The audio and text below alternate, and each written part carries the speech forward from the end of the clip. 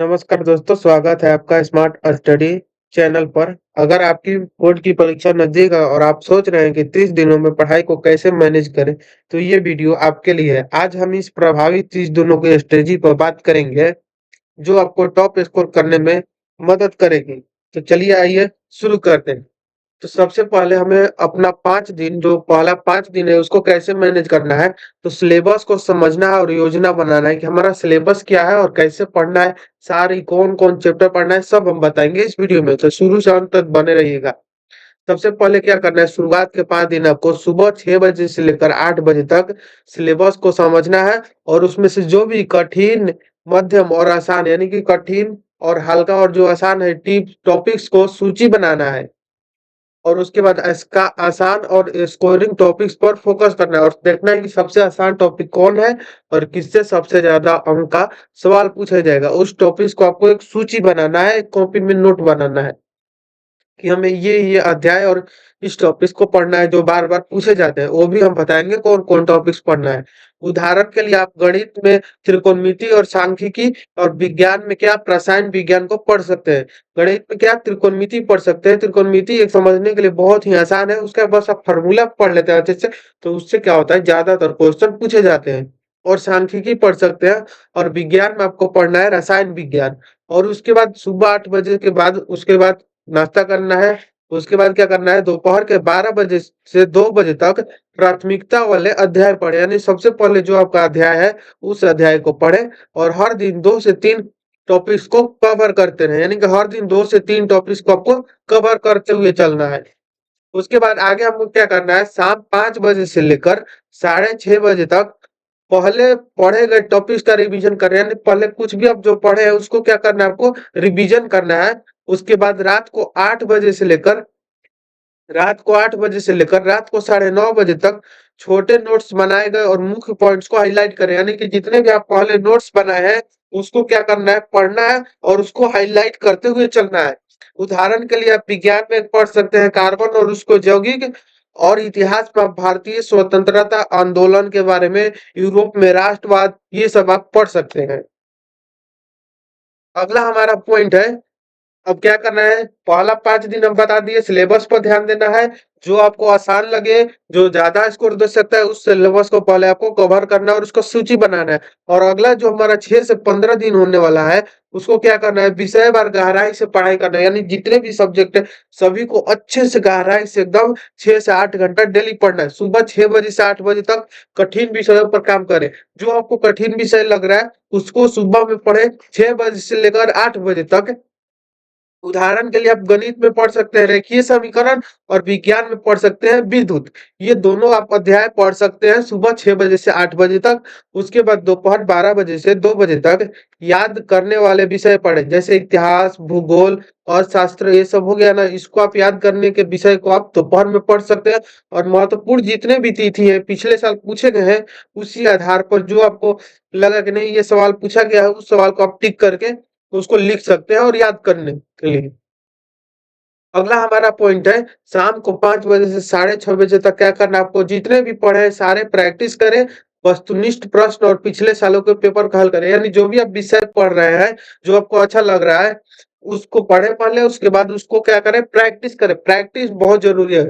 वस्तुनिष्ठ प्रश्न जितने भी हैं ऑब्जेक्टिव और सब्जेक्टिव दोनों को ध्यान में रखते हुए चलना है और दोनों की प्रैक्टिस करते रहना। और रात को 8 बजे से साढ़े 9 बजे तक दिन भर पढ़े गए टॉपिक्स को दोहराएँ, यानी कि दिन भर में आपने जितने भी पढ़ाई किया उन सभी को एक बार दोहरा लिए, रिवीजन कर लीजिए। उसके बाद टिप्स क्या आपके लिए, तो फार्मूला हो गया, जितना भी मैथ का हो गया, केमिस्ट्री का हो गया, परिभाषा हो गया, और महत्वपूर्ण घटनाओं पर विशेष ध्यान देना है आपको, यानी कौन सी घटना कब घटी हुई थी, और फार्मूला क्या है, परिभाषा क्या है, जो प्रीवियस ईयर पूछे गए हैं उन्हीं को। हर दिन आपको 6 से 7 घंटा पढ़ाई करना है, इसमें आपको कॉम्प्रोमाइज नहीं करना है, नहीं तो आपका रिजल्ट फिर नहीं आएगा अच्छा। अगला हमारा पॉइंट है, 16 से 25 दिन तक आपका जो बचेगा लास्ट, उसमें आपको क्या करना है, तो मॉक टेस्ट और मॉडल पेपर देना है। मॉक टेस्ट मतलब कहने का मतलब, कोई भी आप एक ऐप ले लेते हैं किसी ऐप पर या प्रैक्टिस सेट से अपने क्या करेंगे, प्रीवियस ईयर जितने भी क्वेश्चन है, मॉडल पेपर है, उन सारे को आपको बनाना है। हर दिन एक मॉक टेस्ट आपको हल करना है, यानी कि जैसे एग्जाम में मतलब साइंस का क्वेश्चन पेपर उठाए उसको आप हल करना है। पूरा जितना ऑब्जेक्टिव हो गया टोटल सब्जेक्टिव उसको बनाना है।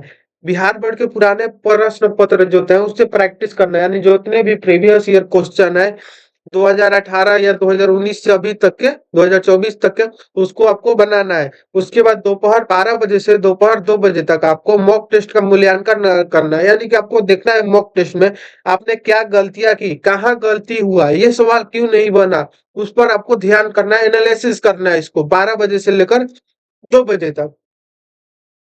उसके बाद आपको क्या करना है, शाम को 5 बजे से 6:30 बजे तक कठिन विषयों का रिवीजन करना है, यानी कि आपको जो लग रहा है कि नहीं ये कठिन विषय है, इससे हमें नहीं हो पा रहा है, तो उसको आपको रिवीजन करना है शाम को 5 बजे से 6:30 बजे तक।